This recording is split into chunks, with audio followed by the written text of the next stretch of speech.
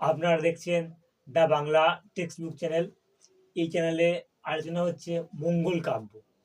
এর আগের ভিডিওতে আলোচনা করেছি মঙ্গল কাব্য কী, কেন লেখা হলো, মঙ্গল কাব্যের প্রেক্ষাপট কী, মঙ্গল কাব্যের নামকরণ, কেন না মঙ্গল কাব্যকে মঙ্গল কাব্য নামেই পরিচিতি হলো, আলোচনা করেছি। তো এখনও যারা চ্যানেলটিকে সাবস্ক্রাইব করেননি বা যারা নতুন চ্যানেলটি দেখছেন তারা অবশ্যই সাবস্ক্রাইব করবেন। তো আজকের এখন ভিডিওতে আলোচনা করব মঙ্গল কাব্যের বৈশিষ্ট্য, কি কি গুণ থাকলে বা একটা কেমন স্ট্রাকচার হলে সেই কাব্যকে আমরা মঙ্গল কাব্য বলছি, এই ভিডিওতে দেখে নেব। অর্থাৎ আলোচনা করব মঙ্গল কাব্যের বৈশিষ্ট্য। মঙ্গল কাব্যের কতগুলি সাধারণ বৈশিষ্ট্য আছে। যেমন ধরুন, মঙ্গল কাব্যের প্রথমেই থাকে বন্দনা খণ্ড। এই খণ্ডে মূল পাড়াগান আলোচনা হওয়ার আগে, মূল কাহিনী আলোচনা করার আগে কবি বিভিন্ন দেবদেবীর কাহিনী বর্ণনা করে থাকেন। দেবদেবীর স্তব মাহাত্ম্য, তার স্তুতি বর্ণনা করে থাকেন। এই প্রথম চালুটা এই বন্দনা খণ্ড দিয়ে হচ্ছে। তারপরে থাকে গ্রন্থোৎপত্তির কারণ বর্ণনা। কেন কবি মঙ্গল কাব্য লিখলেন বা কেন কবি মঙ্গল কাব্য স্তব গান করা শুরু করলেন, এর কারণ হিসেবে দেখা যায় বেশিরভাগ ক্ষেত্রে কবিরা দেবী স্বপ্নাদেশ পেয়ে মঙ্গল কাব্য রচনা করছেন। আবার বেশিরভাগ ক্ষেত্রে দেখা যায়, আবার অনেক ক্ষেত্রে সেই সময়ের শাসক বা রাজার আদেশেই মঙ্গল কাব্য রচনা করে থাকেন। এটা অপেক্ষিত কম হয়। দেবী স্বপ্নাদেশের কারণে মঙ্গল কাব্য কবিরা বেশিরভাগ রচনা করেছেন। গ্রন্থোৎপত্তির কারণ অংশে কবি নিজের পরিচয় দিয়ে থাকেন, আত্মপরিচয় দিয়ে থাকেন, এবং আত্মপরিচয় দিতে গিয়ে অনেক সময় সেকালের যারা শাসনকর্তা, রাজা বা শাসনকর্তা, তাদের প্রসঙ্গ নিয়ে আসেন, রাজ্যের সীমানা বর্ণনা করে থাকেন। তাই গ্রন্থোৎপত্তির কারণ খণ্ডটি একটি গুরুত্বপূর্ণ অংশ। সেকালে সমাজ কেমন ছিল, শাসন পদ্ধতি কেমন ছিল, অর্থাৎ সমাজ এবং রাজনৈতিক পালাবদলের কাহিনী অনেক সময় এই গ্রন্থোৎপত্তির কারণ বর্ণনা অংশে খুঁজে পাওয়া যায়। এর এই গ্রন্থোৎপত্তির কারণ বর্ণনা অংশের পরেই থাকে দেবখণ্ড। স্বর্গের কোনো উপাস্য বা দেবতা বা স্বর্গের কোনো ব্যক্তিত্ব সাব্যস্ত হন।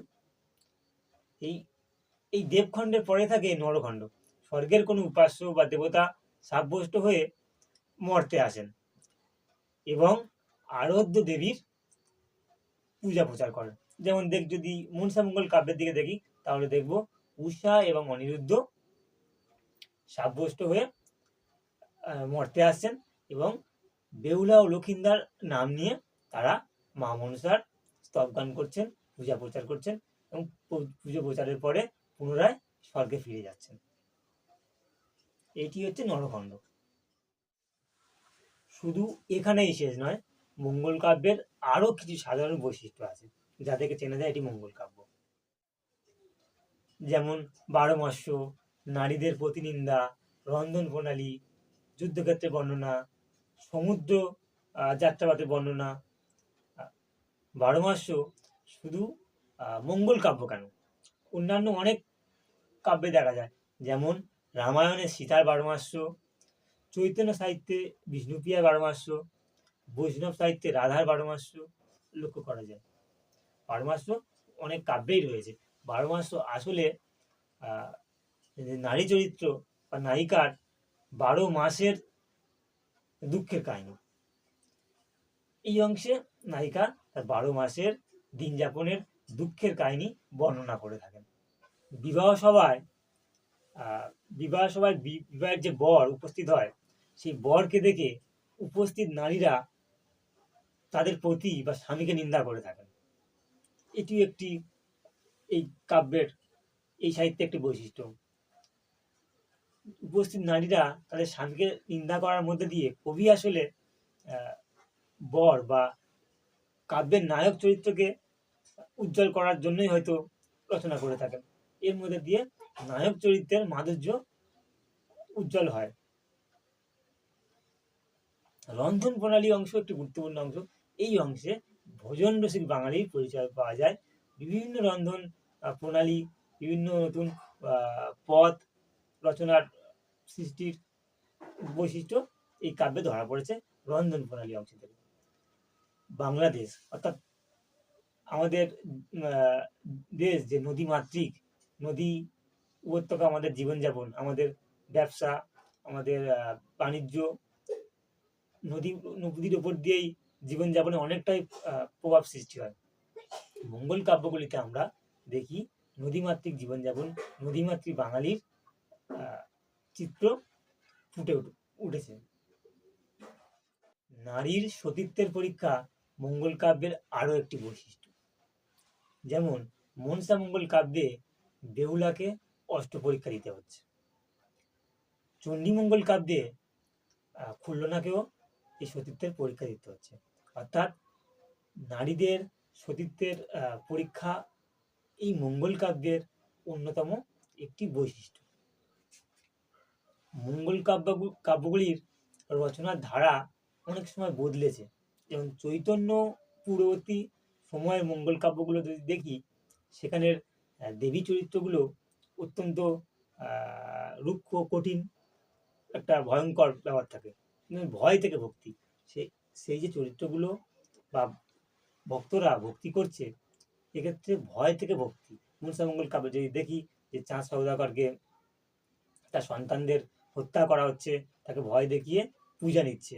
শীতলামঙ্গল কাব্যে জানি যে রোগ জীবাণু দেবী, সেখানেও ভয় থেকে ভক্তি চলে আসছে। কিন্তু চৈতন্য পরবর্তী মঙ্গল কাব্যগুলো যদি দেখি, সেখানে দেখব যে দেব চরিত্রগুলো অনেকটা মানবায়িত হচ্ছে, মানুষের মতো তাদের আচার আচরণ এবং অনেকটা সহৃদয়। সেখানে ভয় থেকে ভক্তি প্রথাটা অনেকটাই কমে গেছে।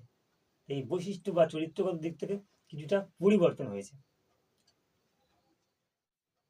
মঙ্গল কাব্যে পুরুষ চরিত্র রয়েছে, তারপরেও নারী চরিত্রগুলোকে বিশেষ প্রাধান্য দেওয়া হচ্ছে।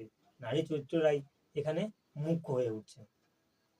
অন্নদামঙ্গল কাব্য যদি আমরা দেখি, তাহলে দেখব যে রুদ্র দেবাদিদেব মহাদেব, তিনি এখানে নেশাখোর অনার্য কৃষক শিব, তিনি সাপ খেলা দেখাচ্ছেন, অনাহারে ভুগছেন, এবং তার স্ত্রী হয়ে উঠছেন চণ্ডী বা অন্নদা।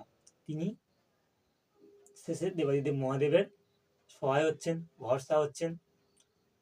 অন্যান্য চরিত্রের মতো মহাদেব তার কাছে আসতে পারছেন। ঈশ্বরী পাণ্ডীর মতো তিনিও অন্নদার কাছে নিজের ভরণ পোষণের দায়িত্ব সঁপে দিচ্ছে। এই যে পরিবর্তন, এটি মঙ্গল কাব্যের আরও একটি বৈশিষ্ট্য। দেবতাদের মধ্যে যেমন পরিবর্তন লক্ষ্য করা গেছে, চরিত্রগুলির মধ্যেও তেমন লক্ষ্য করা গেছে। তাই তো স্বয়ং অন্নপূর্ণাকে সামনে পেয়ে ঈশ্বরী পাণ্ডী চাইছেন আমার সন্তান যেন থাকে দুধে ভাতে। সন্তানের জন্য সুখ স্বাচ্ছন্দ্য বেছে নিলেন, অথচ দেবীকে সামনে পেয়ে অনেক কিছু অর্থ সম্পদ চাওয়া যেত। এই যে পরিবর্তন, ক্রমবিবর্তন সাহিত্যের ধারা, মঙ্গল কাব্য তার বাইরে নয়। মঙ্গল কাব্য নিয়ে আরও একটি বড় ভিডিও বানিয়েছি, এর আগে সেটি প্রকাশ করা হয়েছে। যারা এখনও দেখেননি মঙ্গল কাব্য কী বৈশিষ্ট্য, কেন মঙ্গল কাব্য লেখা হচ্ছে, নামকরণ সমস্ত আলোচনা হয়েছে। যারা দেখেননি, এই চ্যানেলের মধ্যে গিয়ে ভিডিওটি দেখে নিতে পারেন এবং সমস্ত প্রশ্নের উত্তর ওই ভিডিওতে পেয়ে যাবেন। যদি আরও কারো কোনো প্রশ্ন থেকে থাকে, তো এই ভিডিওর কমেন্ট বক্সে জানাতে পারেন। আমি অবশ্যই চেষ্টা করব অন্য কোনো বিষয়ে আলোচনা শোনার থাকলে, যে কোনো সিলেবাস ভিত্তিক আলোচনা শোনার থাকলে অবশ্যই কমেন্টে জানাবেন, আমি আলোচনা করার চেষ্টা করব। যারা এখনও চ্যানেলটি সাবস্ক্রাইব করেননি বা যারা নতুন চ্যানেলটি আজ সবে দেখলেন, তাদের বলবো অবশ্যই সাবস্ক্রাইব করুন। সবাইকে ধন্যবাদ, ভালো থাকবেন, সুস্থ থাকবেন। দেখা হচ্ছে পরবর্তী কোনো ভিডিওতে।